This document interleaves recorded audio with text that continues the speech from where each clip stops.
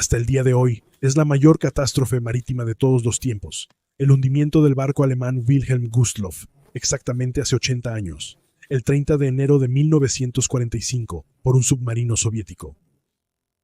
Pero como cada uno de ustedes puede informarse intensivamente en Internet o en la literatura sobre el curso de los acontecimientos, me gustaría abordar la pregunta de si el hundimiento fue un crimen de guerra o, como también se puede leer, está cubierto por el derecho internacional.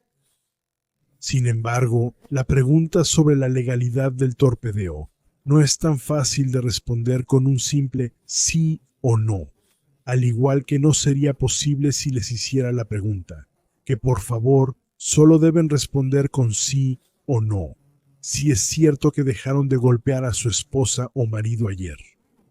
Porque si responden con un sí, han estado golpeando hasta ayer, y si responden con un no, siguen golpeando. Y amplío mi consideración también a la cuestión de cómo sería si no se tratara de un barco alemán, sino de uno aliado. Y llego a consideraciones muy interesantes. ¿Cómo ve el abogado este hundimiento para aquellos a quienes los párrafos y regulaciones son más importantes que los destinos humanos? El hundimiento, la unidad que hasta entonces se utilizaba como barco de vivienda de la Marina de Guerra, estaba y está cubierto por el derecho internacional de guerra. Las razones citadas incluyen el hecho de que el lado alemán no registró ni anunció el barco a la Cruz Roja en Suiza, el camuflaje gris marino en lugar del cuerpo del barco pintado de blanco, con cruces rojas claramente visibles, el viaje oscurecido temporalmente, y finalmente su armamento, que estaba prohibido para barcos hospital o de refugiados. Hasta aquí, todo bien. Sin embargo, en las consideraciones puramente jurídicas, se pasa por alto la situación en la guerra germano-soviética, que a medida que la guerra avanzaba, ninguna de las partes seguía las reglas de la Convención de Ginebra o del Reglamento de la Haya sobre la guerra terrestre, que la Unión Soviética no firmó, sino que actuaban prácticamente según las circunstancias, lo que significara para el enemigo. En este contexto, precisamente en la zona trasera del Frente Oriental, se cometieron numerosos crímenes de guerra perpetrados por grupos de partisanos contra heridos y personal sanitario en refugios nazis alemanes o ataques a transportes de heridos. Por primera vez una semana después del inicio de la guerra, el 28 de julio de 1941, en la zona de Minsk, lo que a su vez fue respondido por el lado alemán con las llamadas acciones de represalia. En cualquier caso, la indiferencia por parte soviética de los edificios, trenes de hospital o vehículos en el Frente Oriental, que en principio estaban protegidos por el signo de la Cruz Roja, había asumido una dimensión tal desde muy temprano que los grupos de sanidad, como se puede ver aquí, estaban armados para la protección de los heridos como las unidades de infantería normales, y en algún momento también luchaban de esa manera. Si observamos la situación durante la fase final de la Segunda Guerra Mundial en los territorios orientales alemanes, a partir del 21 de enero de 1945, en la Operación Hannibal, se utilizaron unidades de la Marina de Guerra para llevar a salvo a través del mar Báltico a los refugiados, cuyo número aumentaba diariamente en 10.000. En enero fueron 250.000 personas. En febrero, alrededor de 450.000. En marzo, aproximadamente 500.000 personas, perdiéndose 65 barcos en el proceso. La afirmación de los historiadores alemanes de que el personal militar tenía preferencia en los transportes sobre los refugiados, quienes eran llevados por la Marina de Guerra como si fueran un añadido, es de una mezquindad difícil de superar. ¿Cómo alguien podría querer pintar de blanco el enorme casco del Gustloff, de 208,5 metros de largo y 23,5 metros de ancho, en una situación de emergencia como esta, con todo el sufrimiento humano que surgió prácticamente de la noche a la mañana y el constante peligro de ataques aéreos? Es algo que nadie ha podido explicarme hasta ahora. Por supuesto, se podría haber retirado el pequeño armamento que quedaba del tiempo en que se utilizaba como barco de vivienda naval en el barco de pasajeros de cabina puramente civil, pero curiosamente no se puede encontrar en ninguna imagen, aunque se menciona una y otra vez como una de las principales razones para la legitimidad del ataque con torpedos soviético. Según los informes, se suponía que serían cañones antiaéreos C-38 de 82 centímetros y cañones antiaéreos de 13,5 centímetros. Pero ¿cómo se pretendía usar estas armas en un barco civil utilizado por la Marina de Guerra, diseñado solo para 1.897 personas, en medio del tumulto de casi 11.000 personas? Cada uno puede responderse a sí mismo. La foto fue tomada en 1939 durante una visita al Wilhelm Gustloff. En cuanto al lado soviético, sabían muy bien en ese momento que la Marina de Guerra intentaría evacuar a los civiles que habían huido de los territorios del este a través del mar Báltico con todas las unidades disponibles, lo que combatieron con sus submarinos y la fuerza aérea. Sin embargo, cuando el informe del hundimiento del Wilhelm Gustloff, que cualquier oficial de marina podría reconocer fácilmente como un barco de pasajeros, llegó a Moscú, el comandante responsable del submarino soviético S-13, Alexander Ivanovich Marinesko, no fue celebrado como un gran héroe de guerra, y mucho menos, como él exigía, condecorado con la Orden del Héroe de la Unión Soviética. En cambio, solo recibió la Orden de Combate del Estandarte Rojo, mejor conocida como la Orden del Estandarte Rojo, que era comparable con la Cruz de Hierro de primera clase. Sin embargo, la Orden del Estandarte Rojo, introducida en 1918, ya se había otorgado a mediados de 1944 por 20 años de servicio en las Fuerzas Armadas Soviéticas y por lo tanto había devaluado considerablemente. El hecho de que Marinesko no fue especialmente honrado por su acto, a pesar de que toda la propaganda militar en la guerra siempre debe producir nuevos héroes, se debió a que este comandante de submarino era un severo alcohólico que ya estaba ante un tribunal militar por alcoholismo e indisciplina, antes del hundimiento del Gustloff. El hundimiento el 10 de febrero del barco de pasajeros Steuben, claramente utilizado como transporte de heridos y cargado con principalmente soldados heridos y más de 800 civiles, nombrado en honor al general germano-americano Friedrich Wilhelm von Steuben, en el que se ahogaron alrededor de 4.300 personas, no lo salva de ser degradado a teniente de marina en octubre de 1945, expulsado del partido y deshonrosamente dado de baja de la Marina de Guerra soviética. Posteriormente, se convirtió en director de una tienda estatal, pero fue condenado a 3 años de trabajo duro en el campo de corrección y castigo del Gulag, en el río Kolyma, en Siberia, por robo de propiedad estatal. Luego, en 1960, en el apogeo de la Guerra Fría, fue reactivado como capitán de tercera clase para que pudiera recibir su pensión completa. 3 años después, murió a la edad de 50 años. Fue el expresidente soviético Mikhail Gorbachev, quien fue parcialmente idolatrado y premiado en Alemania, y bajo cuyo mandato se había impulsado masivamente el rearme de misiles rusos. En 1990 decidió convertir al oficial indisciplinado, degradado, deshonrosamente despedido y condenado por robo en un héroe de guerra rehabilitado y nombrarlo héroe de la Unión Soviética como un modelo militar.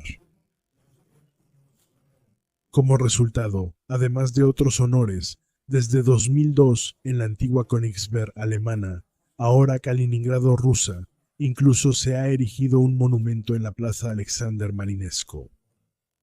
Y un ex contraalmirante soviético llamado Titorenko Nikolai Nikiforovich ha escrito un libro sobre este superhéroe y adorno de la Marina de Guerra soviética con el ridículo título de El enemigo personal de Adolf Hitler.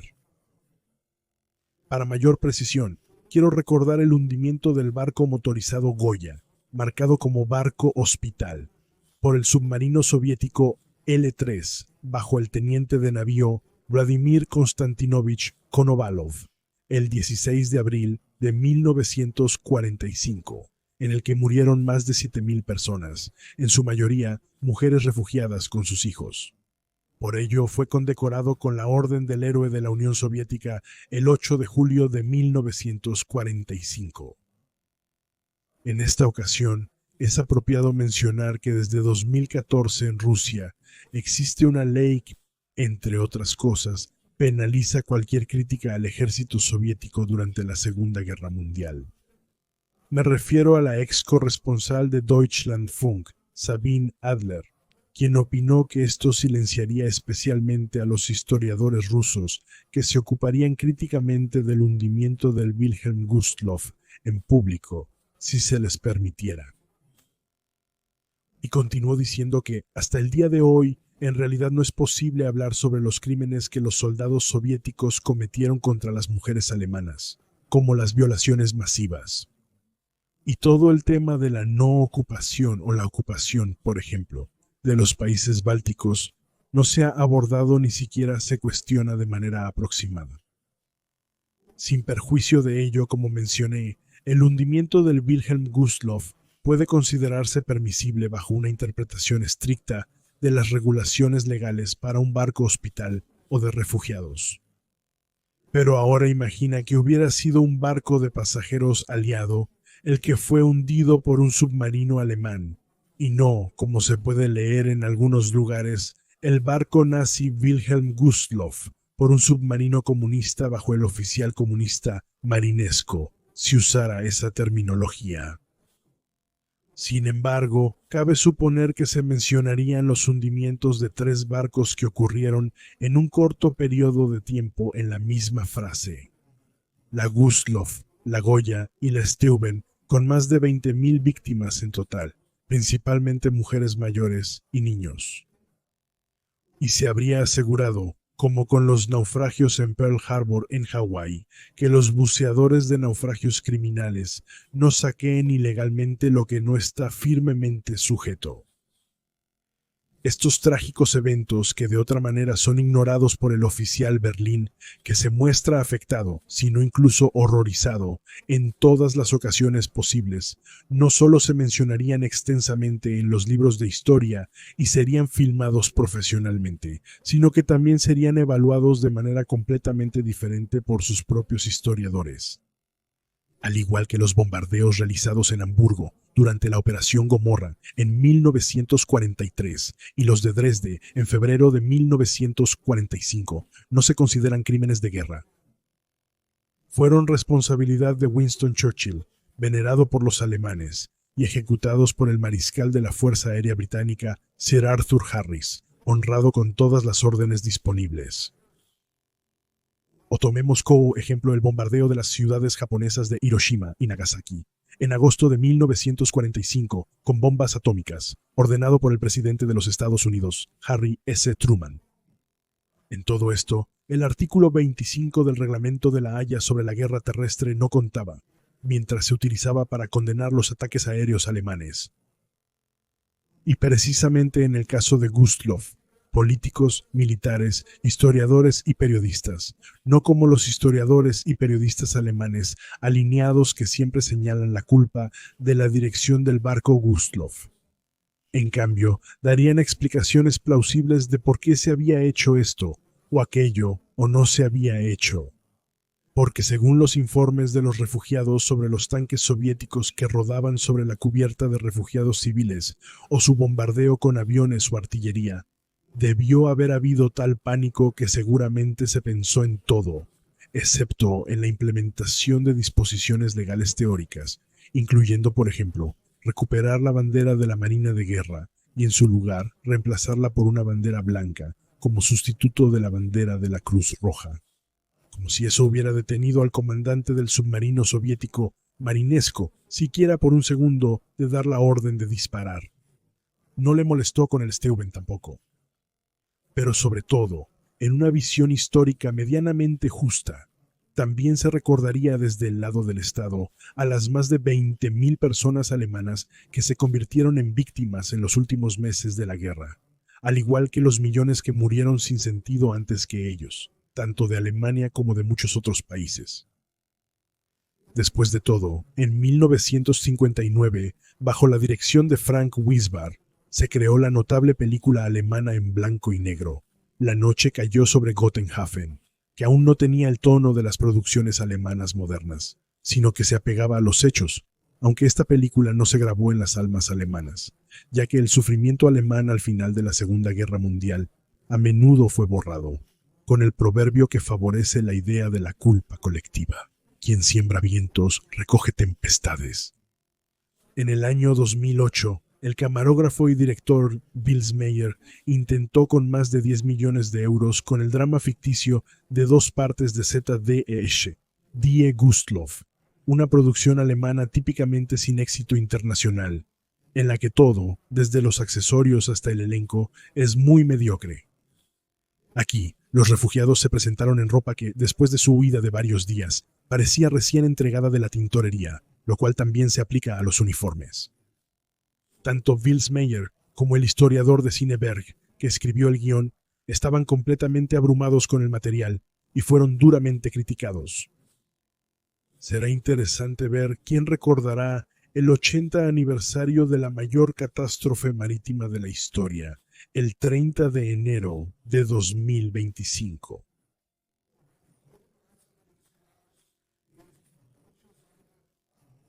Sin embargo, hoy ya tengo claro quién, desde el lado alemán, se dejará agasajar nuevamente en la embajada rusa en Berlín el 9 de mayo con canapés de caviar y vino espumoso de Crimea, para celebrar con los rusos burlones la derrota alemana el 8 de mayo de 1945. A esto solo puedo añadir al pintor Max Liebermann.